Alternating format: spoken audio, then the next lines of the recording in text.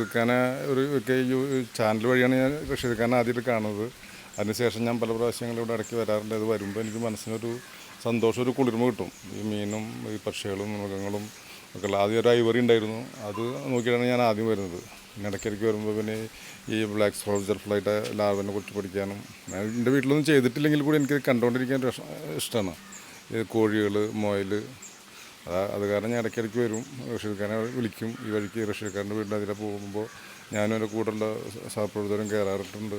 ഇനിയും ഞാൻ ഇപ്പോൾ ഇവിടുന്ന് പോവുകയാണെങ്കിൽ ഞാൻ ഇനിയും വരും, അല്ലെങ്കിൽ ആളായിട്ട് ബന്ധപ്പെട്ടുകൊണ്ടിരിക്കും. ഇതിനൊരു മനസ്സിനൊരു കുളിർമുണ്ട് ഇത് കാണുമ്പോൾ. ഇതാണ് വരാൻ കാരണം.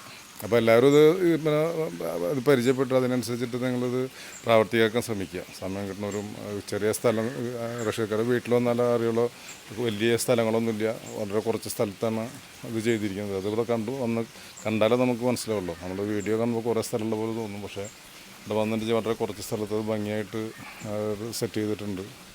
അത് കാണുമ്പോൾ നമുക്കൊരു മനസ്സിന് വല്ലാത്തൊരു കുളിർമയാണ്.